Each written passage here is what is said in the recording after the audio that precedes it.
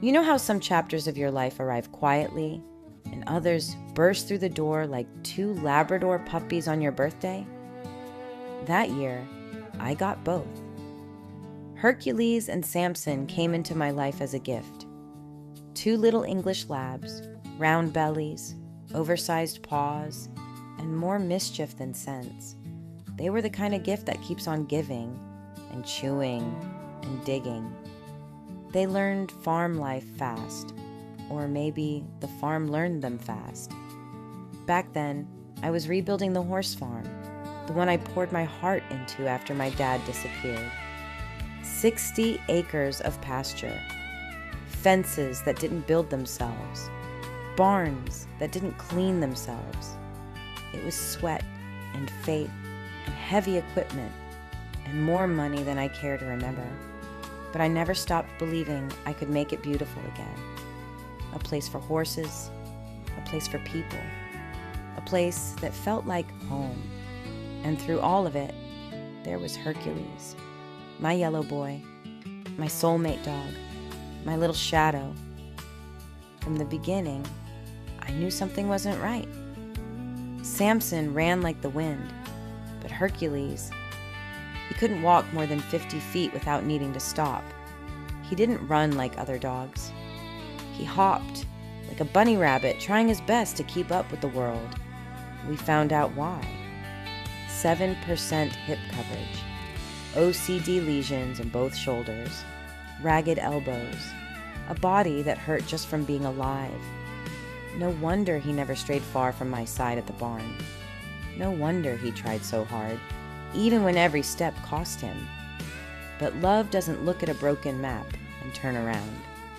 Love gets in the truck and drives to Maryland. I found a hospital for dogs, the kind of place that felt like a Johns Hopkins for animals.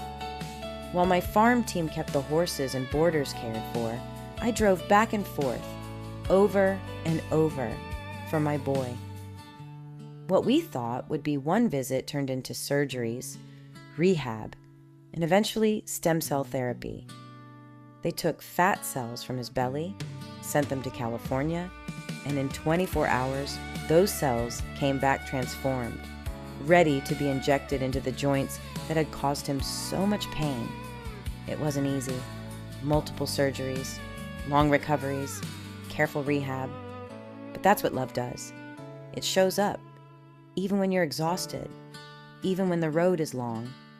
And then one day, he ran.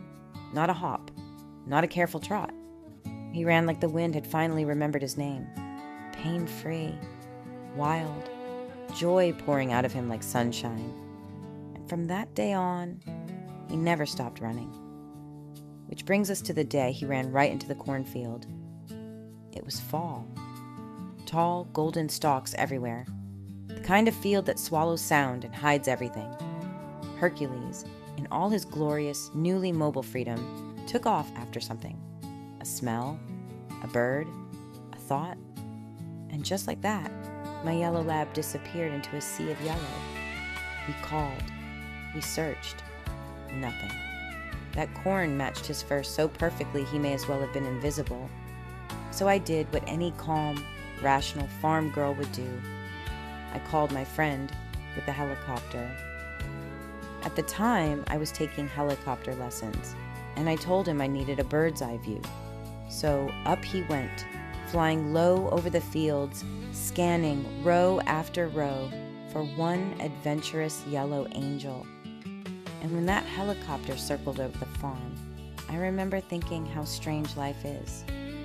How love will have you searching cornfields from the sky for a dog who once couldn't walk across a room. Eventually, after all that excitement, Hercules came trotting back to the barn like nothing had happened, looking for horse treats. Of course he was. That was Hercules. Warrior body, mischief heart, adventure in every paw. He taught me that strength doesn't always look loud. Sometimes it looks like a dog who keeps trying, even when his legs say no. Sometimes it looks like driving state lines for the chance at one more good run. Sometimes it looks like fate that healing is still possible. I miss him every single day. But he lives in my soul, in every open field, in every sunrise over a fence line, in every story I tell about a yellow lab who ran like the wind once he finally could. And honestly, I'd search 1,000 cornfields again just to see that happy, troublemaking face come bouncing back to the barn. He taught me that broken doesn't mean finished. Sometimes it just means a different kind of miracle is on the way. Because some souls leave paw prints on your floors and on your heart forever.